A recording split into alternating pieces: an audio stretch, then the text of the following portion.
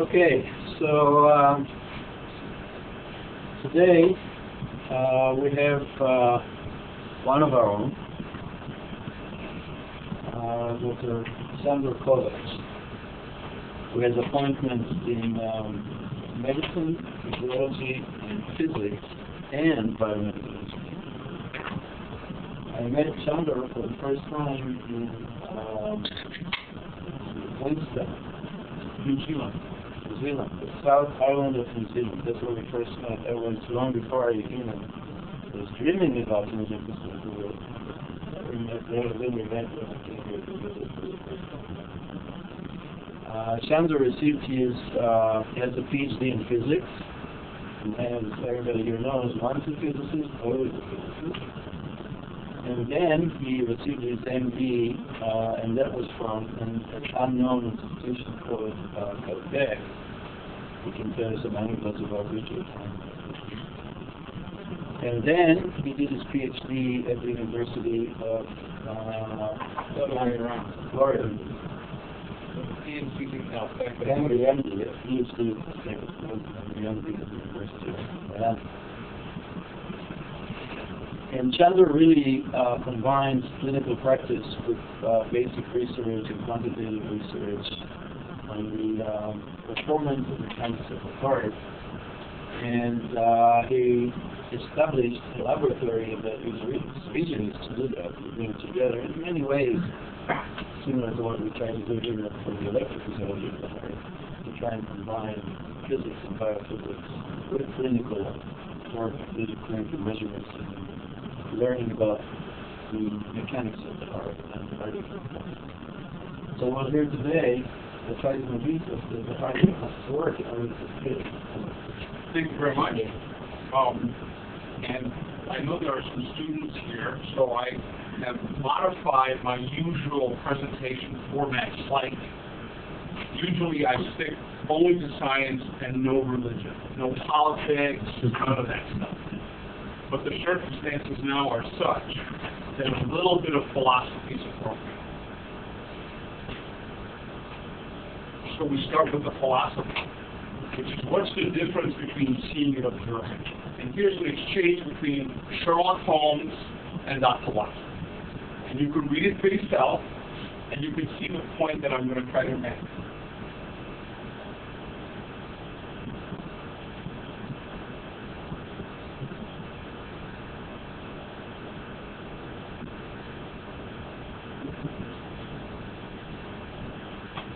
I want to turn the lights down just a little.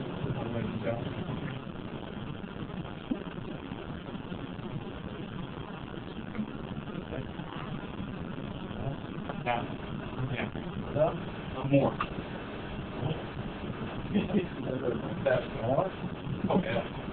Okay, so you can see there's an obvious point to be made here. All of us see stuff all the time. And the discipline, the self-discipline that it requires to be a good observer is part of becoming a good scientist and being able to solve problems. So that's the difference between seeing and observing. Here's a quote from Richard Feynman, who was on my thesis Ph.D. committee at Caltech. You can read this for yourself also.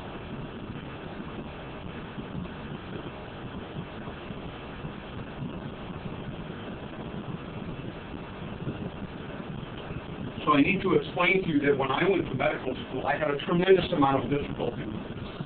Because I would go to anatomy or some other class, and they would say, memorize the sequence of this, this, this, and this.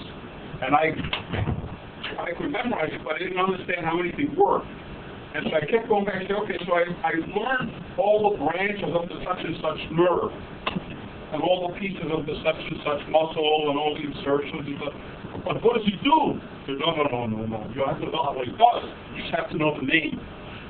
And then so the point is that if you take an open book test, in many of these things, everybody gets 100. And so I had trouble with this. But you can see that there's going to be an issue that I'm with. All of these issues are going to matter. And then there's, of course, the importance between experiment and just having ideas. So Aristotle is the right one to quote here with a simple example. By the way, if you have spare time, I don't know if you can see this. There's a little book by Bertrand Russell, who was a capable person. It's called An Outline of Intellectual Rubbish. I recommend it highly if you have spare time and like to read the words of someone who's a clear thinker. So that concludes the philosophy part, having to do with the difference between seeing and observing, between labeling things and knowing what they mean, and the importance of experimental validation theory. So now I'll get on to what I want to talk about, which is how does the heart fill with blood? What's the mechanism that it uses? And you can read for yourself that this has been a confusing issue historically, and it actually has important current pertinence in the sense that in the clinical realm of real cardiology, a large percentage of people that are admitted with heart failure have normal systolic function, and for those of you who don't know the words systole and diastole, systole is when the heart squeezes and ejects blood, diastole is when it fills with blood. And of course, in the process of doing all of this, a combination of physiologists, biomedical engineers, and modelers have tried to approach characterization of the filling process. And of course, at the same time, cardiologists have established successful careers, gotten tenure, gotten grants, and so on and so forth, by noticing certain clinical correlations that they observe between the velocity of blood as it enters the heart through the mitral valve and other features of the physiology. Let me be more specific by a direct quote. So here's a paper from 2004 by experts about diastolic dysfunction and can Doppler echocardiography be used to tell the difference between the heart that's a normal filling heart and a heart that's an abnormal filling heart. And so they say that there's an important distinction between looking at the filling dynamics as measured by Doppler echocardiography compared to intrinsic ventricular chamber properties. Okay? And that people don't pay careful attention to that. That's probably a correct statement. Furthermore, they say that when you derive indices of filling from the flow, they don't tell you about the intrinsic properties of the heart, and therefore when you see abnormal filling, that does not mean that the intrinsic function of the chamber is abnormal, either in relaxation or stiffness terms. So the reason research is fun is because it's hypothesis, it's based on your belief of the ignorance of the experts. And so this is a good example of ignorance of the experts, and I'm going to show that they've got some ideas, but it's not helpful. So before I get on to that, I want to review primarily for the students some physiology and anatomy in order that we can really get into the details. So if you take somebody apart and you take off their outside and you expose the pericardial sac piece. So my heart sits behind my sternum roughly here. And if you peel it off, we see the pericardial sac, which wraps the four-chamber part in the fashion that's shown here. And then when you lift it out and look at the details, the right ventricle is right in front of you, only a little piece of the left ventricle piece. Superior vena cava, aorta, and so forth. Notice that the pericardial sac reflects, not where the muscle is. On the upper portion, it reflects so that the roots of the great vessels are within the pericardial sac. That has some purpose. If you then continue to do your dissection and you have X-ray vision, then in the front, of course, what you see is the right ventricle, the tricuspid valve, the right atrium. And I want to remind you how blood flows in case you forgot. So the venous blood, which is always blue, comes in from below and above, goes into the right atrium, goes through the tricuspid valve into the right ventricle. From the right ventricle, it gets pushed out into the lung, where it gets oxygenated. It comes back from the lung to the left atrium, which you can't see here. From the left atrium, it goes down into the left ventricle and gets squished out the aorta, the rest of your body. if you rip out the heart in the way that Lost Ark. What's that movie where the Raiders of the Lost Ark movie? I can't remember. It was one of those movies where the guy rips out the heart, folds it up, and it's beating like this. But they don't show you what's left. If they would have showed you what's left in the person from whom he ripped it out, they should have shown you this. So what this shows you is that your four-chamber heart is actually suspended by these rivets. In other words, suspension points. There are the four pulmonary veins, inferior and superior vena cava. The aorta is not really a suspension point, but it's a relative anchor point, and of course then the pulmonary artery. Now, also notice that, I can say things like simply connected here because you speak simply connected. And so this, topologically, this thing is not simply connected, except for the fact that you could drape the whole ventricle and then the pericardial sac in a single sheet, which has topology of a sphere. Why is that perfect? It means that if you're walking on the surface of the heart,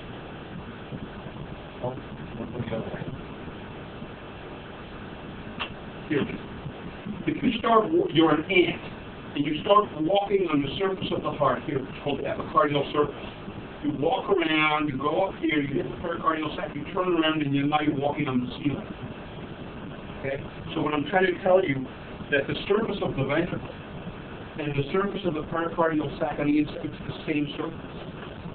It's just folded over. Okay?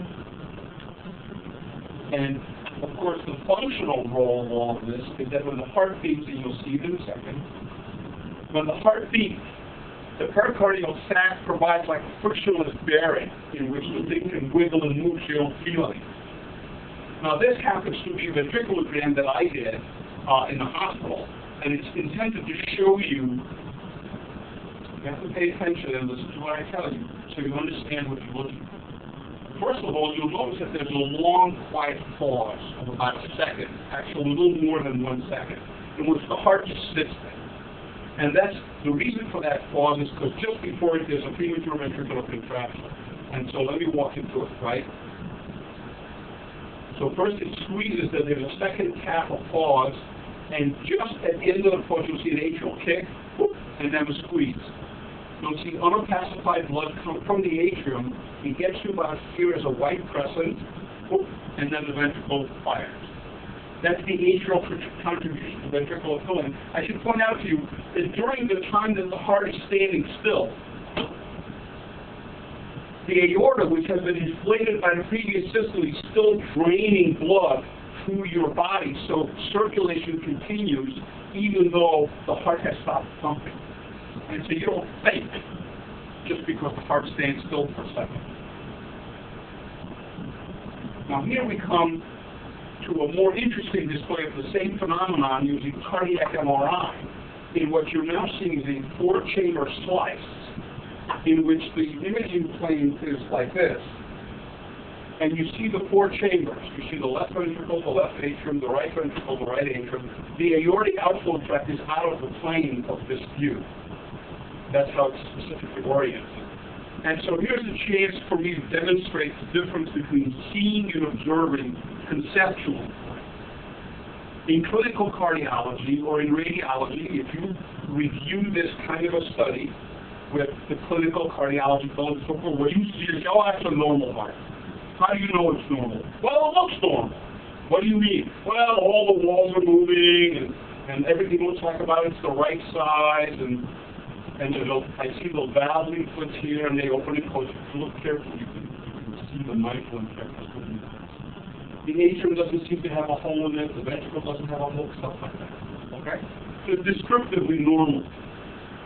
But if you ask a physiologist what does he see, they say, oh, I see a constant volume pump. And the reason they say that is because as the heart is pumping, when the two ventricular chambers become small, the two atria get big. So there's a reciprocation of volumes. And the reciprocation of volumes is further characterized by the fact that the outside perimeter, in other words, the pericardial sac in which the four-chamber heart sits, isn't going in and out radially to a large degree. There's a little bit of radial motion, look. See it? So this outside wall comes in a little bit over there. Not here. Not here. But the white stuff is fat. So here you say, oh, it's moving in. No, it's not. It's rotating. So what you see is fat rotating systole into the imaging site. Notice that the atrial wall, if I put my finger right here, look at it. Through the whole cardiac cycle, there's no motion at all. And the wall of the atrium, as Professor Schussler knows, it's paper thin. The atrial wall can't support real radial forces. And it's remarkable that in a normal heart, there's absolutely no radial motion along the atrial surfaces. This is not anchored to anything at this point. This is just lung on the outside.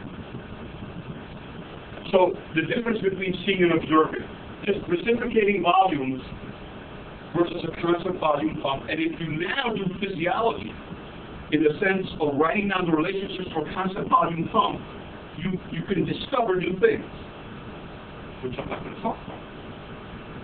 Here's another view of a normal heart, but instead of slicing it this way, we now slice it this way like a salami end on.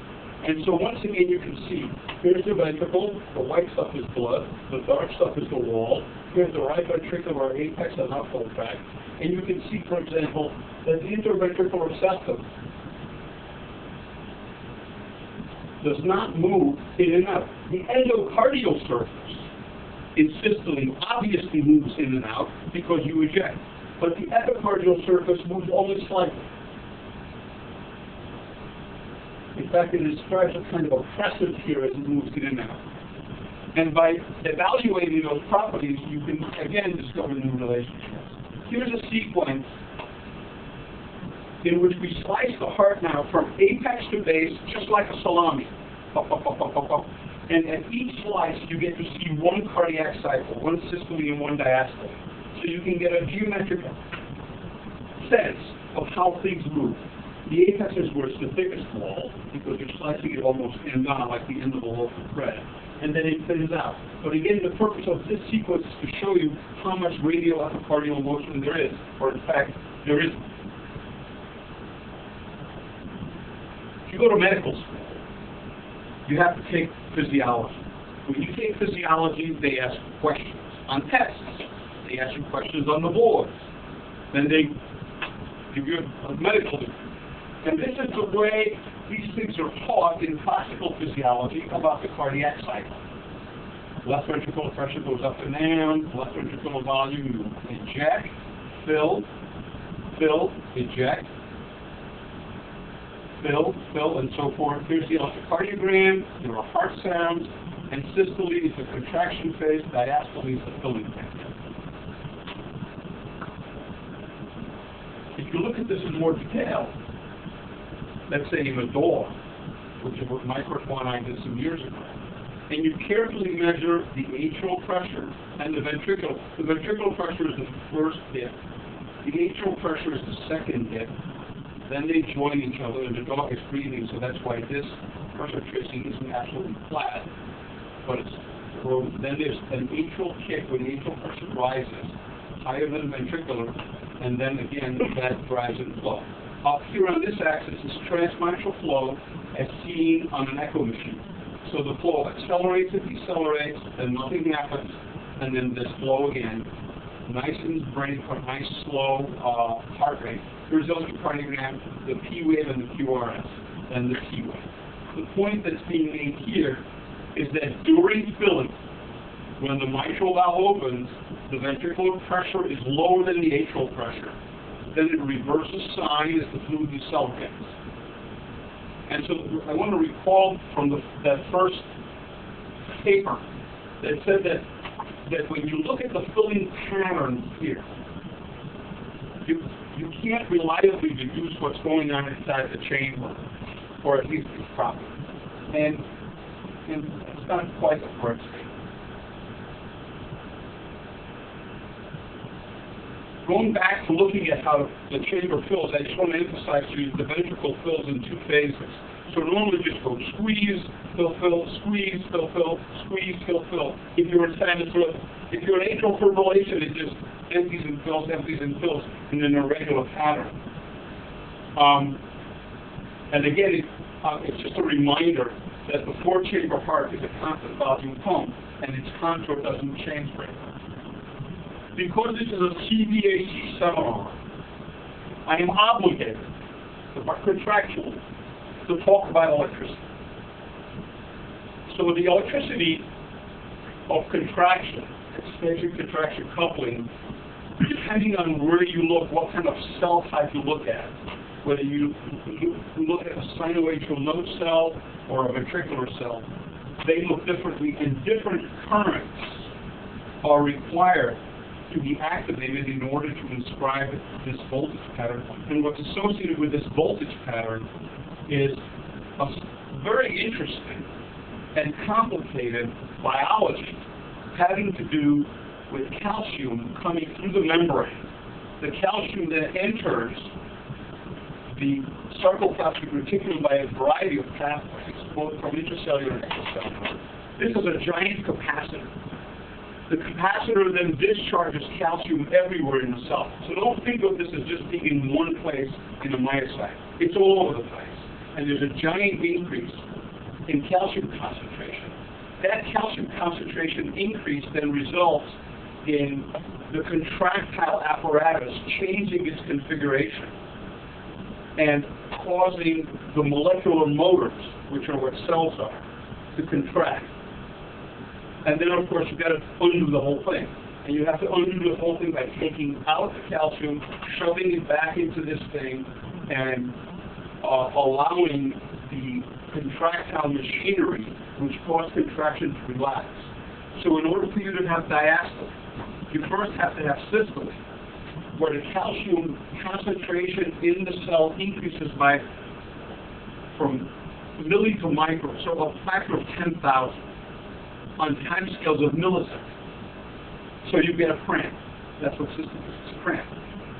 And you need to relieve that cramp everywhere in the heart, essentially all at once, by pumping the calcium back into its storage compartment. Now you can immediately appreciate that the slightest abnormality in this calcium cycling mechanism of calcium release, contraction, and then calcium sequestration will manifest as some kind of a mechanical abnormality in how the ventricle springs back and relaxes. Here's a close-up of what's supposed to happen. This is the diastolic phase. This is the systolic phase when the cross bridges attach, they pivot, and they move the molecules past each other. Here's a movie.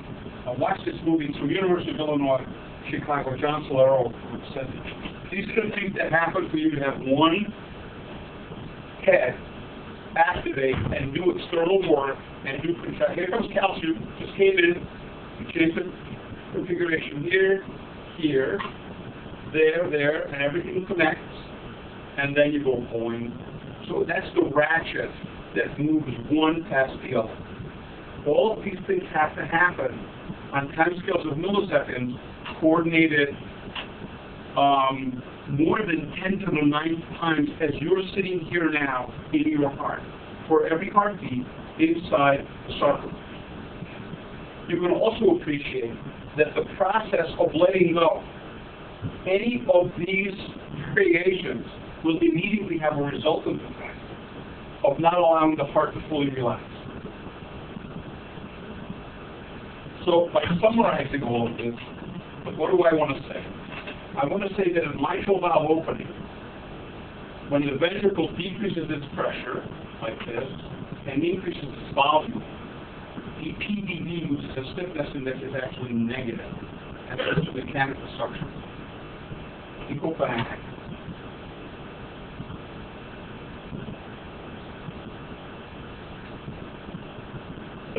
This is what I'm talking about. So at the instant of mitral valve opening, when the ventricular pressure comes down very nicely, as you see right here, this curve. As the pressure drops, flow commences, and the ventricle gets bigger. So the ventricle is going and sucks the blood in. It doesn't do that for all diastole, but it initiates early pulling by that mechanism. So far, these are descriptive words. The pressure drops, the volume goes up. These are words about how something works. And so I wouldn't be standing here while I have people show you words. I also want to point out to you that this issue of ventricular diastolic suction is confusing. A lot of people say, oh, no, the ventricle not suction, but it only suction pump if the ventricular pressure is below atmospheric. But that's incorrect, because the pressure of the chamber from which the blood is being aspirated is not at atmospheric pressure. It's the atrial pressure. So it's the source pressure for filling that determines if something is suction up or not. And here's a quote from George Frankfurt that tells you that this business of diastolic suction has been something that's raising everybody's blood pressure because they argue about it all the time, even now. It doesn't raise my blood pressure, but it raises other people. So now comes the reason why biomedical engineering and speaking more than one language becomes useful. And so if you follow Einstein, Feynman's rule, that not only do you give something labeled, you look at what it does, you pay attention to how it moves, and you think about what the movement means, then you can write some equations. So the obvious thing to do is to look at how the heart moves and have some physical intuition and write an equation. So the equation that comes to mind when you see such an oscillatory phenomenon is the simplest thing you can think of, which is Newton's law. Just F equals ma with a little bit of damping with proper initial conditions. What's the initial condition for diastole? It means that in the previous systole, the spring has been loaded, and in diastole, when the mitral valve opens and the blood rushes in, that's when you let the thing spring back. So it springs back with the initial condition that the spring has non-zero stretch at t equals 0, and its velocity is 0. Simple stuff. You had this. If you went to a good college, you had this. Sophomore man. You had a harmonic oscillator for sophomore. Don't they teach sophomore? Marty, don't you teach sophomore when they learn? Freshman physics. So this is not very sophisticated stuff.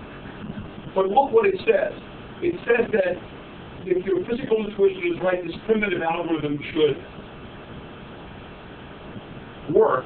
And to check to see that it works, you're allowed to compare the model predicted velocity of this thing, with the solution to this differential equation, to the actual velocity that you measure in human-type beings in diastole. And I'm only talking about, look, this model also works for the atrial kick.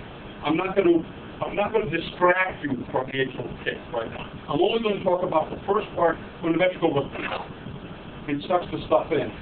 Okay, I'm not talking about the atrial kick. Same rules apply, except the right-hand side is the zeros of forcing. And so this primitive model makes predictions, which are testable. The Aristotle issue, right? Count the number of teeth. So it says that if you look at Doppler E waves, their shapes should correspond to underdamped, overdamped, or critically damped solutions to this equation of motion. And here are the equations. And here are the parameters. So basically it says that Doppler E waves that cardiologists report and send a bill to Medicare are things that are basically a negative exponential times a sine or a negative exponential times a sinh.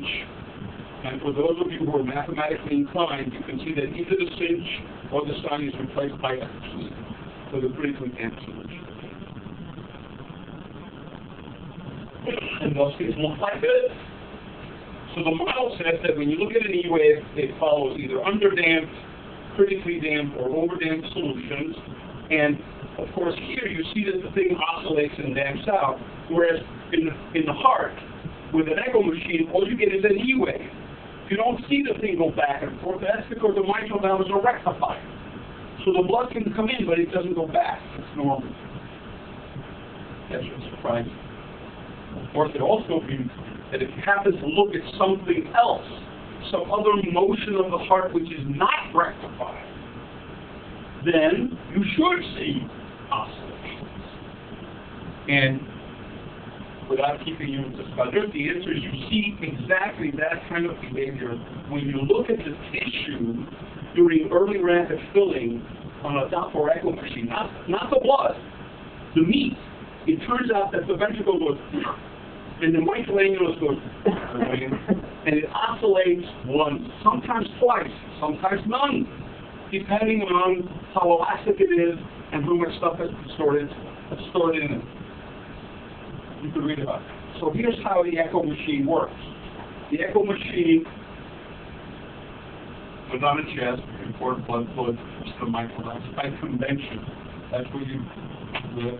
And then here are solutions to that simple equation of motion, and just look at the E waves, the first bump. Okay?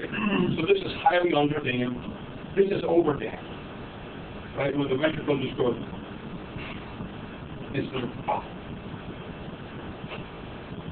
And then this is almost predicting down, but not quite. So first of all, it's reassuring that a simple model that says underdamped, overdamped, and so forth, kinematics, allows you to characterize E waves, transmittal flow velocity contour, actually agrees with the stuff that you measure in a real heart.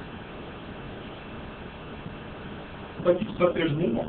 Because you've got a kinematic model, it's got mechanical attributes based on the model parameters. And it has physiologic analogs. And so now that I've shown you how the heart works when it fills, I'm going to talk about this load-independent index of filling. I'm not going to talk about a kinematic filling efficiency index.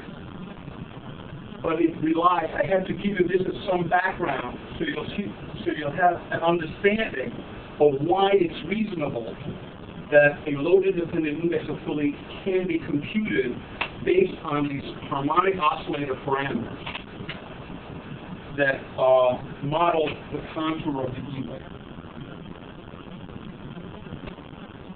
If you want to get the parameters, this is how you do it. You do an echo. This is a picture from the echo machine. You remove one image of one diastolic interval. You save the contour of the E wave and the A wave. And those are the input points, or those are the points relative to which you compare the predicted solution and you iterate. You're using Leavenworth-Marquardt, and you get parameters for the E wave. You get the dash spot, spring constant, and the initial spring stretch, and you get a rigorous measure of how good the fit is compared to the data that you actually acquire. And then here are some other pictures of, I don't know if you can see the green. There's green and red, but forget about the red. The point is these are real echoes, and then the green contours are the model predicted fits. And you can see that for real in vivo human data, it's pretty good. What does it mean? It means that when you look at an E wave now, instead of saying, I see an E wave, it's about this tall, it's about this wide, it goes like this. It's got, you now can express it mathematically just with using three parameters. The X naught, the C, and the K, and all E waves are now converted in the context of kinematic modeling to a parameters, which hopefully most people can understand. If you happen to be an NIH grant review, or an SF grant review, or if you're just a skeptic, it's perfectly okay to say, the heart is very complex, and a simple kinematic solution like you propose, even though it fits the E waves very nicely, it's just not, it doesn't contain enough of how things really work. To answer that, the right thing to do is to say, you know, that's a good point, let's think about it. And so what we do then is we take other people's lights down. Sorry. So then we take more down. This is forward. There. So obviously black on blue is a risk. Okay, but the point that I'm trying to make is here's a model of filling from Ed Yellen and his researchers in the 80s. And here's a set of 11 anatomical physiological parameters that are put into a set of coupled nonlinear partial differential equations, which are then solved numerically. The point is that in order for these equations to give you the contour of the E wave, you first have to put in the numerical value of all the parameters before you can plot the graph. If you put equations into a solution. You can't start with the patient's clinical E wave and work backwards because they're nonlinear. And so the point is there's no unique inversion. Okay, you can change these parameters by large factors and you still get the same answer. So that's one model. Here's another model from somebody else which has 12 dependent parameters that you have to specify a priori. And if you look carefully, these are things you should recognize. So this one is just Bernoulli's equation. Acceleration, pressure, and velocity squared. This is the rate of change of pressure having to do with passive decay and the ventricle dropping its pressure. And this one is the other one that, one is systole, one is diastole. Okay? So now when you do this, this is what you get. It's a miracle. No, it's not. It's physics. Look. There's blue, green, and red curves here comparing those three models. The harmonic oscillator, that's PDF for per microdecile. Nonlinear 1, nonlinear 2. And here they are compared in a real human image. And you can see that the difference between models and the harmonic oscillator and the real stuff, it doesn't matter. And the power in the primitive model is that you can start with the clinical E wave and work backwards. You give me the E wave, I give you the parameter. The other models, although they're much more sophisticated, and they have substantial more internal degrees of freedom in the sense of mitral valvular inertias and atrial capacitance and other parameters that physiologists have measured, you can't extract it from the data because they're not invertible, starting with what we started with, which is an E wave contour. So, and all this stuff is published. So I'm trying to reinforce the fact that it's okay to make, the usual make things as simple as possible, but not simple. And so the way to check that simplicity works is to compare the simplicity with the complicated stuff and see that in fact you get the same answer. Furthermore, this simple harmonic oscillator model makes a prediction. It says that in order for me to explain what I see in cardiology as E wave contours, I can explain it by having a linear spring back. And the spring is bidirectional. I didn't talk about that, but when the spring comes back to where it sits, if you displace it the other way, it of course goes back to its resting position. So that's just based on E waves. The natural question that comes up is, very good, what's the spring made of? And so the answer is, I don't know what it's made of because I don't do that. But I can surmise that it's made of biological material, living tissue, probably cells, extracellular matrix. But the requirement for suction is that the ventricle, after it has contracted, will spring back just like a rubber bulb and aspirate blood from the atrium. So in 1986, Tom Robinson, who died of a car accident, suggested that the springing back feature, the suction pump feature of the ventricle, is due to the extracellular matrix. Extracellular matrix is this. In the holes reside the myocytes, and out is the marbling in the meat.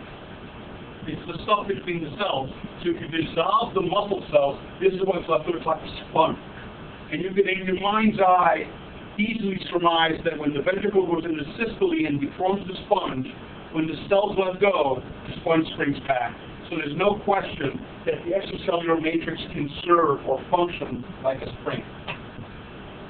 Only later, 10 years after the original paper, did people actually do experiments not on the extracellular matrix, but on cells themselves. They took rat cells, they glued one end to a transducer, the other end to a motor.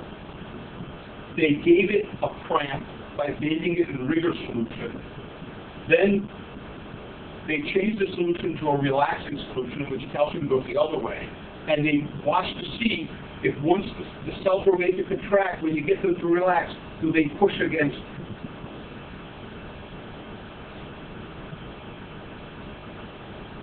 The spring, in the intracellular sense, is hypothesized to be chitin.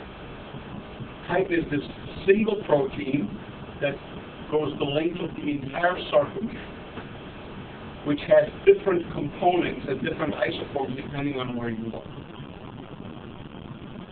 Remember I showed you a movie, a cartoon, of how these little things go against this, get the cell to contract. Here's what's supposed to happen. Here is slack length, neutral. When you shorten, you stretch tight in this direction, and you store elastic strength.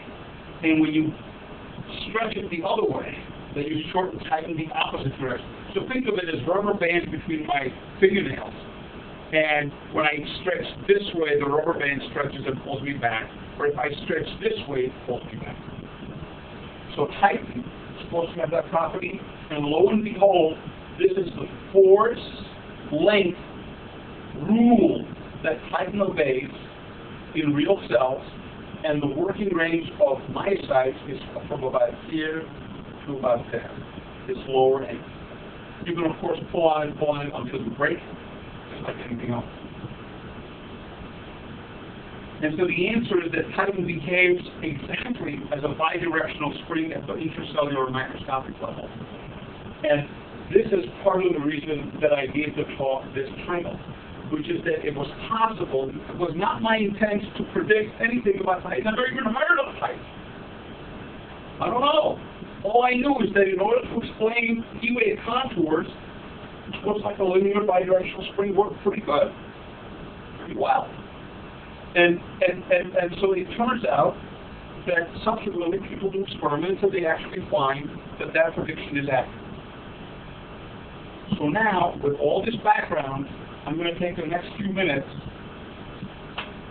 and talk about a load-independent index. This is a pressure volume loop. The area of the loop is the external work by the heart.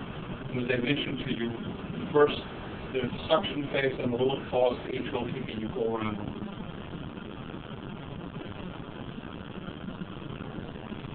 If you want to get a load-independent index of how the chamber works when it contracts, Chuka and Sagawa, experimentally, not by theoretical derivation, notice that when you take pressure volume loops and you change the volume at which the ventricle is operating, then the pressure volume loops shift to the right and move up.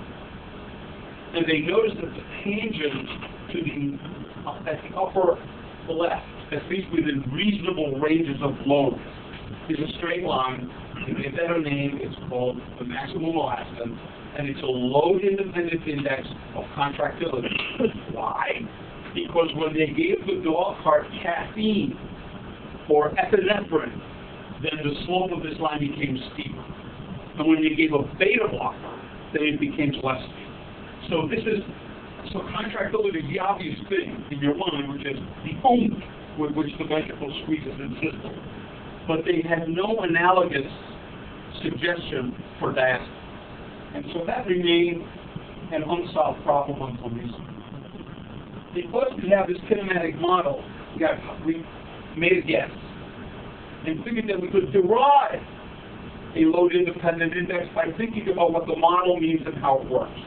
And if it were to work, what should it do? What it should do is, if you change the load by standing up, laying down, standing on your head, and do an echo, you get different E-wave contours. Now, if I show these echoes to a clinical cardiologist, they would, I'm telling you it's the same person, but it's not obvious that these E-waves come from the same person under different loading conditions, because they look completely different. They do. And the key reason to suspect that you can derive a load-independent index is because when you go back to these E-waves, you know that the same equation of motion is governed. The same equation of motion governs the kinematics of filling in every case. And the only thing that's differing from case to case is the load. And so the question is, what relationship can you derive knowing that the same equation governs these patterns? That's what this first equation says. The second one says that the amount of time that goes from the onset to the peak is small compared to the total, or in volumetric terms, the area in the acceleration portion is small. It's a small fraction of the total volume that's sucked in. So you predict that what you want to observe is a relationship that's linear, it's independent of load, and the relationship has to do with the peak value of the force in the spring and the peak resistive load in the Newton law relationship, in the harmonic oscillator equation of motion. And so the prediction is the slope is the thing that is the independent index of load. And so this is a hypothesis that you can now test. The derivation, you start with the equation of motion, you pick a point when this is zero, right? That's the peak of the E wave. You have this relationship. And then you keep this term, but you approximate the kx at t peak with kx at zero, but you put in a fudge factor. That's basically saying that if it's a sine wave multiplied by an exponential, then a linear approximation to the onset of a sine is a reasonable approximation. If you remember the power series for sine, the first term is x. Sine of x starts out as x plus x cubed over 3 plus 1. And then a minus x. So then here, this is what happens. You take the equation from one, flip somebody upside down. So it's a cell table. It's a human person. Their heads can't see. And they're getting an echo. So this is what was done. And then again, here's a picture of different positions. Here's the model to fit to those 3 different E waves in the same person. And here's the result. So the prediction is that when you compare the peak driving force to the peak resistant force, you get a straight line.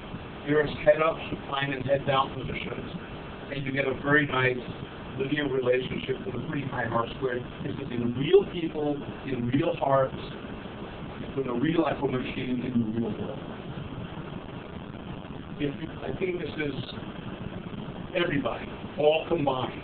And you get a little splay in the data, but with everybody combined, you get the same result.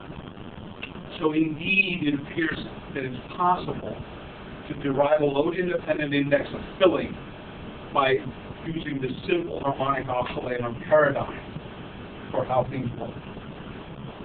So now, you get all excited, you say, oh, let's write a paper, let's send it in, we solved the famous problem, and nobody, not the quantum rate conjecture, but it's a simpler problem. So you send it to a reviewer, you say, it's bullshit. So then you say, well, maybe I didn't speak clearly enough. I think it's my fault.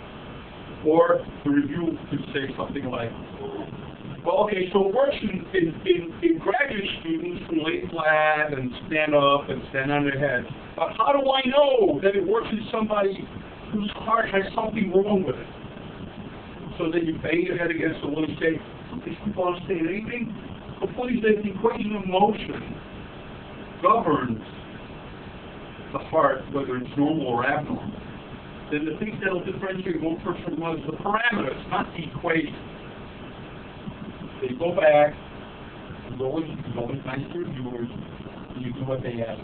So we went back, we looked at people who we knew in the cath lab had abnormal diastolic function because they had elevated end diastolic pressure, 26 versus 30. Okay? And these are all people with normal cardiac cath, diastolic to support cardiac cath, these were simultaneous echoes. So we had their E waves on a beat-by-beat basis And we knew what the end diastolic pressures were because we had a catheter in the heart while we were recording transmitral flow in the catheter. Here's the answer. In people with diastolic dysfunction. So the point is, you get a linear relationship. It's independent because these were selected based on the end diastolic pressure varying from different phases of respiration. And when you combine them, you still get a linear relationship. And so what differentiates normal diastolic function from abnormal diastolic function in the cath echo group is exactly what you predict. It's the slope of the regression. So here's the slope. Here's the normal group, and here's the diastolic dysfunction. And the slopes are markedly different. And you can come down here, and now you can look at the cath echo normals, the cath echo diastolic dysfunctionals, here's the end diastolic pressures, and then the tilt table graduate students, right, in whom you see a slight difference in the slopes, but there's one thing that's remarkable, which is that when diastolic dysfunction occurs, the relationship becomes flat. So the peak force, the peak driving force, to peak resistive flow relationship flattens out. And it's the sign of that slope, the magnitude of that slope, that differentiates between groups. So now if you go back to the driving force, Kx naught, to resistive force, graph, you draw a line. Stuff on the right-hand side, that's the forbidden zone. You can't go there, right, because you can't have the resistive force be greater than the driving force. That violates causality. Can't go there. What you can see is that a normal heart will tend to have a slope like this, slightly greater than 1, and an abnormal heart usually has a slope less than 1. And furthermore, that's just the slope. The question about, in other words, how far up are these lines? It turns out that there's a pretty strong correlation that the abnormal hearts with diastolic dysfunction tend to be lower down, so you can see that they have a narrower range. Let's say a line from here to here. You have a narrower range to work with than when you're normal.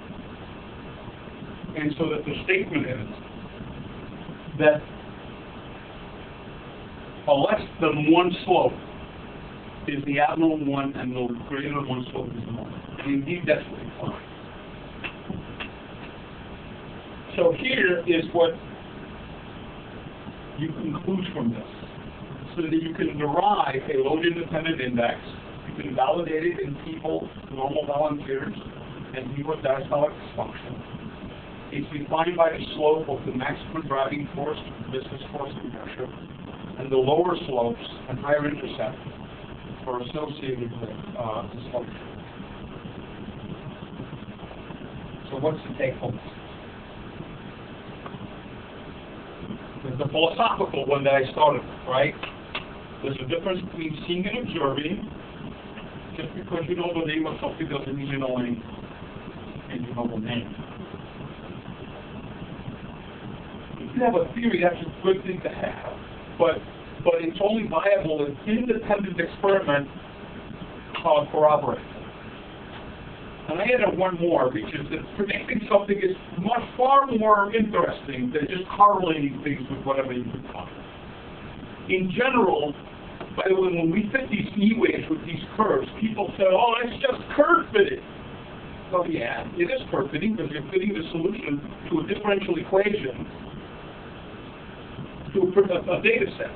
But you're going to fit the E wave with a cubic spline, and the difference is that the coefficients of the terms of the cubic spline you can't interpret. They don't mean anything. But the terms of the coefficients of the differential equation, the parameters, they mean something. Because one is inertia, the other one is stiffness, and the other one is spring time. So that's the physics part. The science part has to do with this kinematic modeling business. Now look, why is it that these other very capable physiologists for my friends and whose papers we all read, couldn't crack this load-independent nut? The answer has to do with the kind of modeling that they did versus the kind of modeling that we did. If you remember my first set of equations of the other nonlinear models, they're essentially the analog of electrical circuit analogs of physiology. Very common way to model things. What we did is we specifically stayed away from the electrical circuit analog of how things work. And we directly went to energy. And we looked at what was moving, and we just wrote F equals MA for the stuff that was moving. And it's the kinematic modeling that allowed us to be able to make the progress that we made.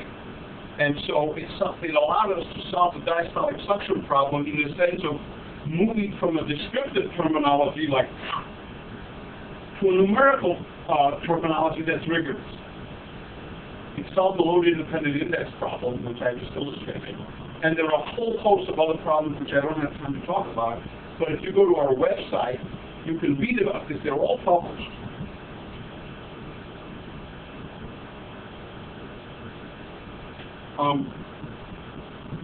So here are the members of our research group: Charles Chung and Matt and Leo and Ryan and Wei.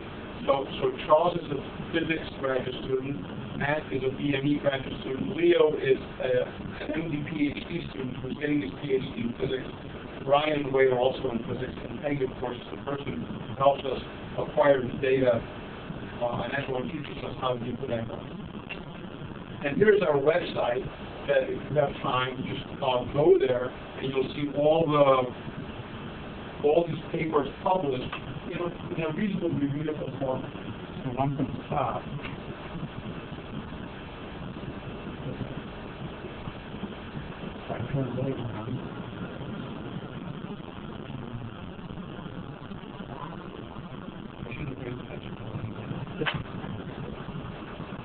Anyway, that's all. That's the end of my talk. So if you have questions, I'm happy to answer.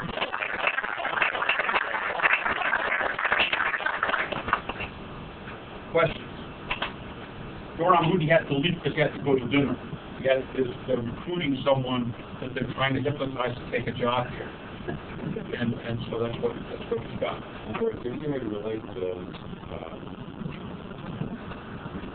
prayers to the individual components of that strength, inertia, and if so, what does that mean in terms of the actual muscle?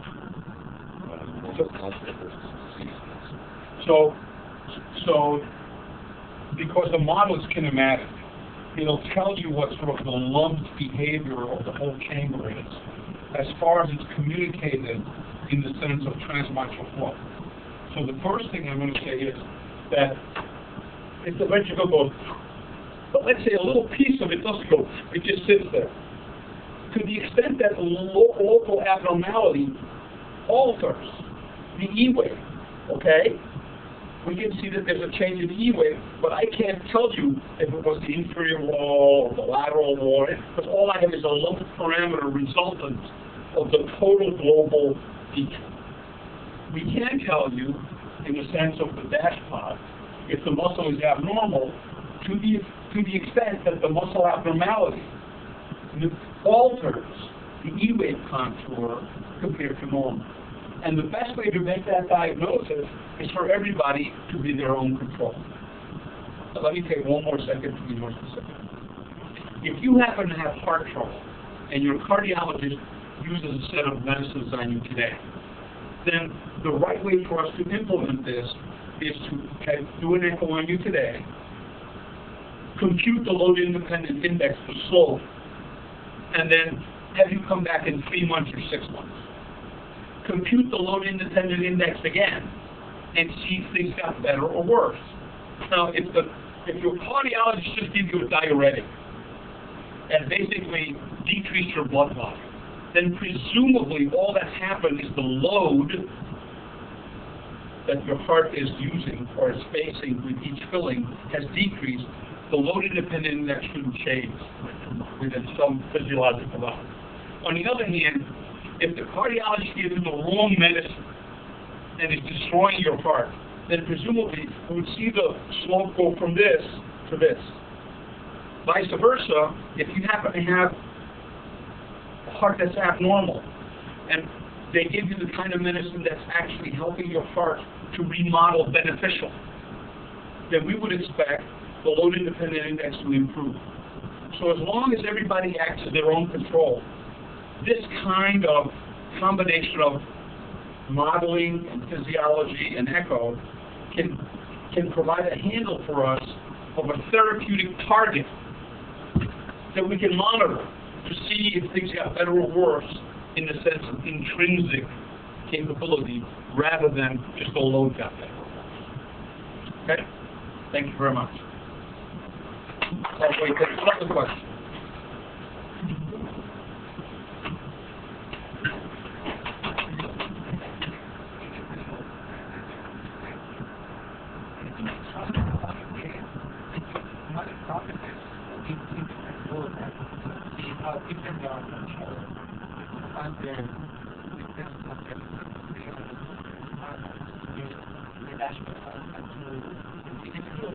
Yeah, so in order for us to compute those points, remember the square, the circle, and the triangle that made the straight line. The y-axis was kx0, so we computed the spring, and we computed just the x0 parameter, and for the horizontal axis, you compute the value of the dash pod, and you measure the peak and heat rate. You multiply them, and that's how you get those numbers. So for each of those cases, the spring and the dash pod and the other parameters are computed. And the point is they change independently for each of the beats.